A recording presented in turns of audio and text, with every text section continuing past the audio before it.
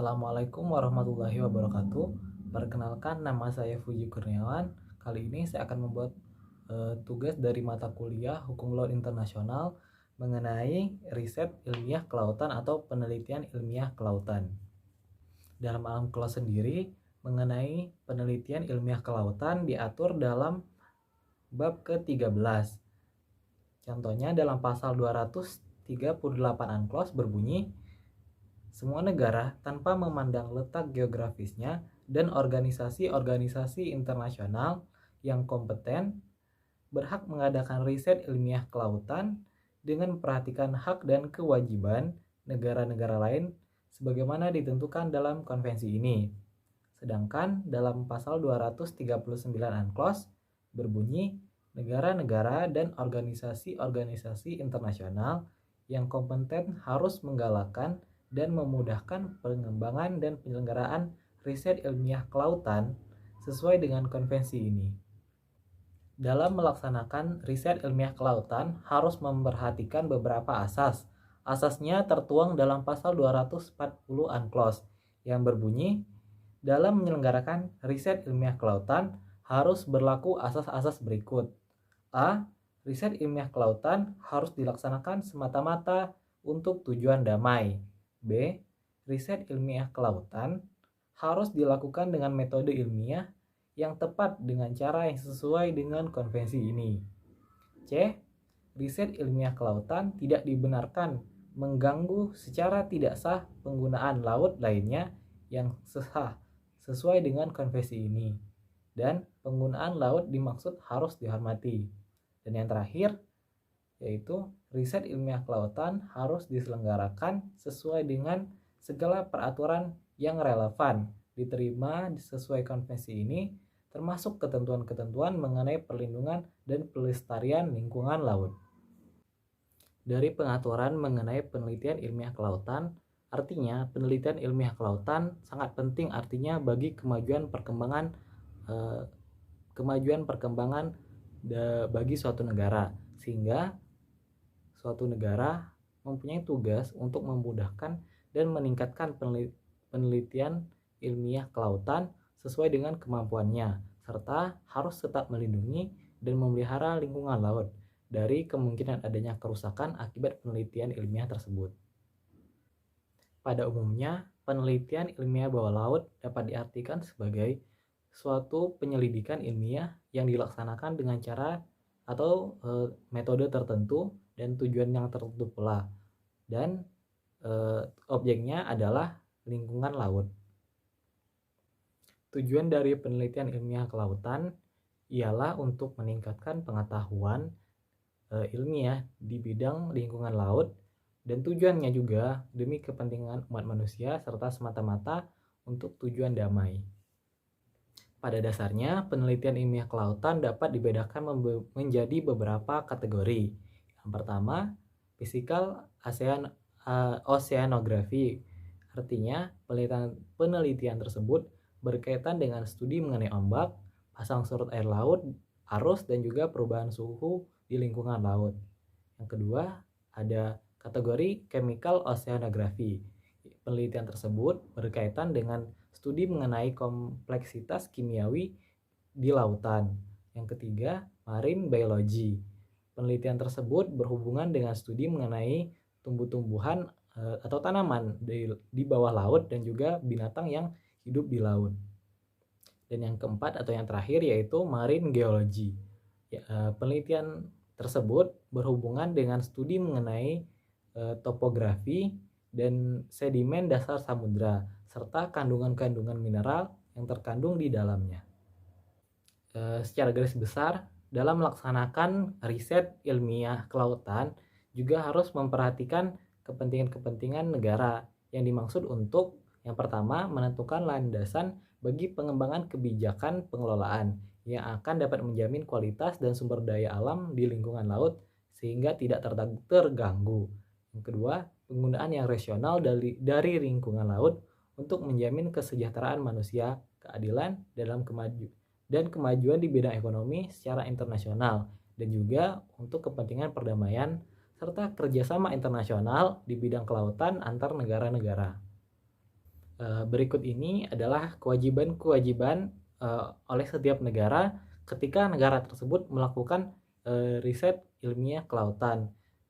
Pengaturan atau kewajiban ini diatur dalam UNCLOS 1982. Kewajiban negara yang pertama yaitu negara atau organisasi internasional yang berwenang harus memajukan dan memudahkan pengembangan dan penyelenggaraan penelitian ilmiah kelautan. Yang kedua, kegiatan penelitian ilmiah tidak dapat dijadikan sebagai dasar hukum bagi tuntutan atau apapun terhadap suatu bagian dari lingkungan laut atau kekayaan alamnya. Yang ketiga, negara-negara dan organisasi internasional yang berwenang sesuai dengan prinsip menghormati kedaulatan dan yurisdiksi serta atas dasar saling menguntungkan harus menggalakkan atau memajukan kerjasama internasional dalam pelaksanaan riset ilmiah kelautan dengan tujuan yang damai. Dan yang terakhir, negara-negara dan organisasi internasional yang berwenang harus bekerja sama untuk pembuatan persetujuan bilateral ataupun multilateral untuk menciptakan kedaulatan yang menguntungkan bagi pelaksanaan penelitian ilmiah kelautan, serta mengintegrasikan usaha para ilmuwan untuk mempelajari hakikat fenomena dan proses yang terjadi di lingkungan laut, serta apa saja yang berhubungan dengan penelitian yang ada di bawah laut. Selain dalam UNCLOS, dalam undang-undang dan juga peraturan nasional juga mengatur mengenai riset ilmiah kelautan. Peraturan ini tentu saja ditetapkan oleh negara pantai, khususnya untuk mengatur pada zona ekonomi eksklusif dan juga landas kontinen. Unsur-unsur tersebut yakni yang pertama, suatu syarat untuk memperoleh persetujuan terlebih dahulu dari negara pantai yang berwenang. 2. Ketentuan-ketentuan mengenai persetujuan tersirat. 3. Informasi yang disampaikan harus kepada negara pantai. 4. Kewajiban-kewajiban yang harus dipenuhi oleh para peneliti. 5. Prosedur-prosedur yang harus diikuti dan media-media yang harus digunakan untuk berkomunikasi. 6. Kondisi-kondisi di mana penangguhan atau pemberhentian aktivitas penelitian akan dapat dilakukan. Dan yang terakhir, peraturan-peraturan khusus mengenai instalasi, peralatan, dan perawatan dan pesawat terbang. Pelaksanaan penelitian atau riset ilmiah kelautan pada zona ekonomi eksklusif atau ZEE dan juga landas kontinen harus dapat persetujuan dan izin sebagaimana yang diatur dalam pasal 246 UNCLOS. Beberapa hal yang berkaitan dengan perizinan tersebut yakni yang pertama, negara-negara pantai dalam melaksanakan yurisdiksinya mempunyai hak untuk mengatur, mengizinkan, menyelenggarakan riset ilmiah kelautan dalam zona ekonomi eksklusif dan landas kontinennya sesuai dengan ketentuan yang relevan menurut konvensi ini. Yang kedua, riset ilmiah kelautan di dalam zona ekonomi eksklusif dan juga di landas kontinen harus diselenggarakan dengan izin dari negara pantai. Yang ketiga, negara-negara pantai dalam keadaan biasa harus memberikan izinnya terhadap proyek riset ilmiah kelautan yang diselenggarakan oleh negara-negara lain atau organisasi-organisasi internasional yang kompeten dalam zona ekonomi eksklusif atau di landas kontinennya yang diselenggarakan sesuai dengan konvensi ini, semata-mata untuk tujuan damai dan dengan tujuan untuk menambah pengetahuan ilmiah tentang lingkungan laut demi kepentingan umat manusia. Untuk tujuan tersebut, negara-negara pantai harus secepatnya menentukan ketentuan dan prosedur guna menjamin agar persetujuan tersebut tidak akan diundurkan atau ditolak tanpa alasan yang cukup. Untuk keperluan pelaksanaan seperti yang saya sebutkan tadi, keadaan bisa dapat terwujud sekalipun antara negara pantai dan negara yang ingin melakukan penelitian tidak ada hubungan diplomatik. Dan yang terakhir, kegiatan-kegiatan riset atau penelitian ilmiah kelautan tersebut sebagaimana di dalam pasal ini tidak boleh mengganggu secara tidak wajar kegiatan-kegiatan yang diselenggarakan oleh negara pantai sesuai dengan hak berdaulat dan yurisdiksinya sebagaimana yang ditentukan dalam konvensi ini. Meskipun ada kewajiban bagi negara pantai untuk memberikan izin kepada negara-negara yang ingin melakukan riset di lautnya, ada juga namun negara pantai juga berwenang untuk tidak memberikan izin kepada negara yang ingin melakukan penelitian di laut atau di yurisdiksinya. Namun harus memenuhi beberapa alasan. Yang pertama, mempunyai arti langsung bagi eksplorasi dan eksploitasi kekayaan alam baik hayati maupun non-hayati. Selanjutnya, meliputi pengeboran dalam landas kontinen, penggunaan bahan peledak, atau pemasukan bahan-bahan berbahaya ke dalam lingkungan laut. Yang ketiga, meliputi konstruksi, operasi, atau penggunaan pulau-pulau buatan, instalasi-instalasi atau bangunan-bangunan sebagaimana tersebut dalam pasal 60 sampai pasal 80 UNCLOS. Dan yang terakhir, mengandung informasi yang disampaikan menurut pasal 248 UNCLOS mengenai sifat dan tujuan proyek yang tidak tepat, atau apabila negara yang menyelenggarakan riset atau penelitian tersebut maupun organisasi internasional yang kompeten mempunyai kewajiban-kewajiban yang belum dilaksanakan terhadap negara pantai berdasarkan proyek riset terdahulu. Negara pantai berhak untuk memperoleh informasi mengenai eksplorasi yang berkaitan dengan penelitian yang akan diselenggarakan di lautnya, sehingga dalam penyelenggaraan tersebut harus transparan terhadap negara pantai, sehingga negara yang ingin melakukan riset harus melakukannya secara transparan kepada negara pantai, sehingga negara pantai tahu jelas apa yang ingin dilakukan oleh negara yang ingin melakukan riset di wilayahnya.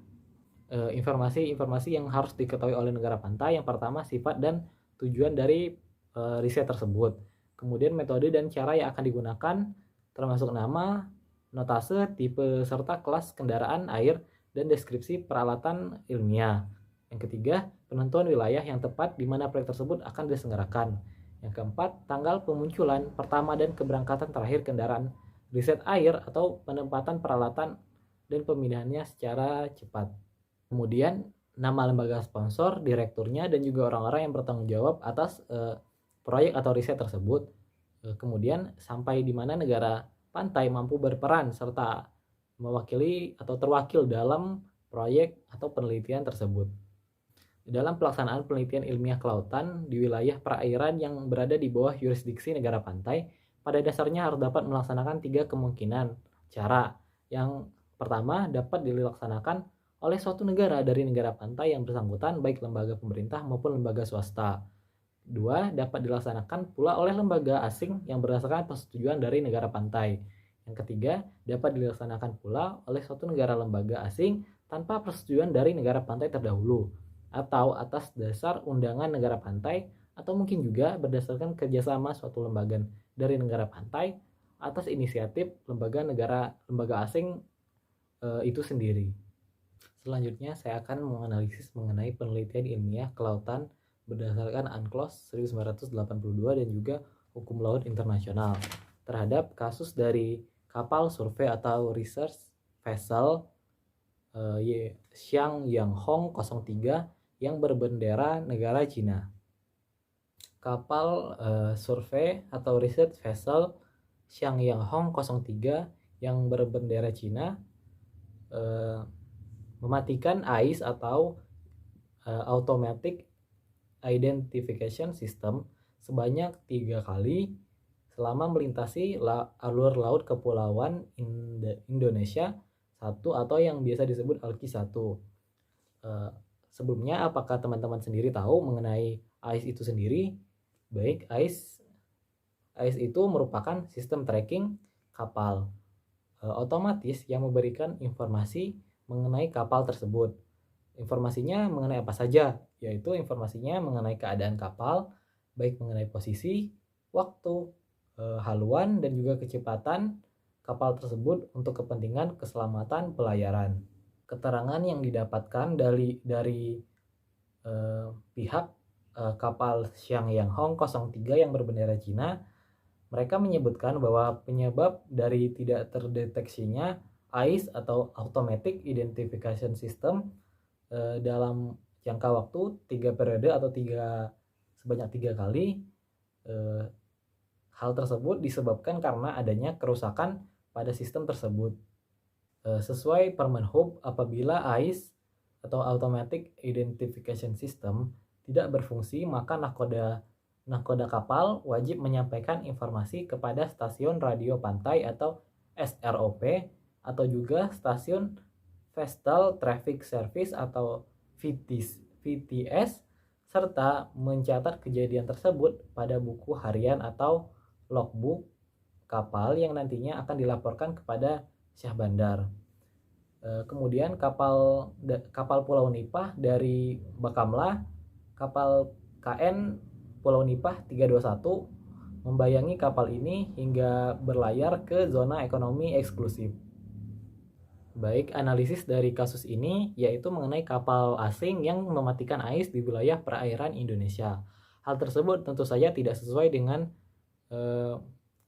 UNCLOS dan juga peraturan nasional yang ada di Indonesia itu sendiri. Contohnya, di Indonesia itu tentu saja melanggar Peraturan Menteri Perhubungan Nomor 32 Tahun 2018 tentang pengendalian kapal asing yang melintas di perairan Indonesia. Setiap kapal yang memasuki wilayah perairan Indonesia tentu saja harus memasang dan menjaga alat komunikasinya dan juga navigasi yang tepat, termasuk juga AIS atau Automatic Identification System. Kapal yang tidak memenuhi persyaratan ini tentu saja dapat dilarang masuk ke perairan Indonesia atau dikenai tindakan lain yang ditetapkan oleh Otoritas Maritim Indonesia. Selain itu, kapal yang mematikan AIS di wilayah perairan suatu negara atau negara asing tentu saja melanggar konvensi internasional untuk keselamatan laut atau yang biasa dikenal dengan Safety of Life at Sea atau biasa dikenal dengan SOLAS. SOLAS juga menetapkan persyaratan untuk keselamatan pelayaran dan juga navigasi di laut. Kapal yang tidak mematuhi persyaratan dari SOLAS dapat dikenai sanksi oleh negara-negara anggota konvensi tersebut, termasuk juga negara Indonesia. Kapal survei Xiangyang Hong 03 tentu saja dianggap melanggar aturan yang ada di Indonesia, khususnya aturan mengenai harusnya dihidupkan AIS di wilayah perairan. Indonesia sebagai negara yang memiliki hak untuk menjaga keamanan dan juga kepentingan di wilayah perairannya di bawah konvensi PBB UNCLOS 1982, negara kepulauan memiliki hak untuk menetapkan garis pangkal yang menentukan batas-batas perairan dalam perairan dalam yang dianggap wilayah nasional. Di dalam wilayah laut yang dianggap laut nasional, negara kepulauan juga memiliki hak lintas yang diatur dalam pasal 53 konvensi ini. Hak lintas kepulauan memberikan hak kepada negara kapal asing untuk melintasi wilayah negara perairan kepulauan tersebut, untuk melintasi jalur yang telah ditentukan oleh negara kepulauan dalam melaksanakan operasi terkait mengenai kapal. Namun, hak lintas tidak berlaku juga bagi kapal yang dianggap dapat membahayakan keamanan negara kepulauan atau negara pantai. Kapal yang diduga melakukan pelanggaran seperti contohnya kapal survei Xiangyang Hong 03 yang berbendera Cina ini, dia akan mematikan sinyal AIS-nya. Hal ini dapat diberikan sanksi sehingga kapal tersebut dilarang masuk ke wilayah perairan negara Indonesia, atau negara Indonesia dapat memberikan sanksi kepada kapal tersebut. Sesuai dari asas umum bagi penyelenggaraan riset ilmiah kelautan, dalam poin ketiga, riset kelautan tidak dibenarkan mengganggu secara tidak sah penggunaan laut lainnya yang sah sesuai dengan konvensi ini, dan penggunaan laut dimaksud harus dihormati. Artinya kapal Cina tersebut apabila ia mematikan AIS tentu saja dianggap melanggar peraturan nasional dari Indonesia. Hal tersebut tertulis dalam UNCLOS pasal 240.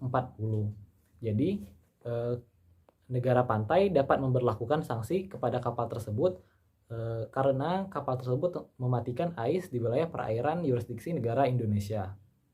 Sanksi yang dapat diberikan oleh Indonesia kepada kapal milik Cina tersebut dapat berupa melarang kapal tersebut masuk ke wilayah perairan Indonesia, atau dapat pula menyita kapal tersebut, memberikan denda yang besar kepada kapal tersebut agar suatu saat nanti tidak terjadi pelanggaran-pelanggaran oleh kapal-kapal dari negara lain. Selain itu, negara-negara anggota konvensi internasional untuk keselamatan laut atau biasa disebut SOLAS juga memiliki kewenangan untuk memberikan sanksi kepada negara kapal yang melanggar persyaratan konvensi tersebut, termasuk melanggar persyaratan untuk tidak mematikan AIS di wilayah yurisdiksi negara lain. Sekian tugas mengenai riset ilmiah kelautan dari mata kuliah Hukum Laut Internasional. Saya rasa memang banyak kekurangan dari penjelasan saya ini, tapi saya sudah berusaha semaksimal mungkin untuk menjelaskan seperti yang saya mengerti. Sekian atas perhatiannya, saya ucapkan terima kasih. Akhir kata, saya ucapkan wassalamualaikum warahmatullahi wabarakatuh.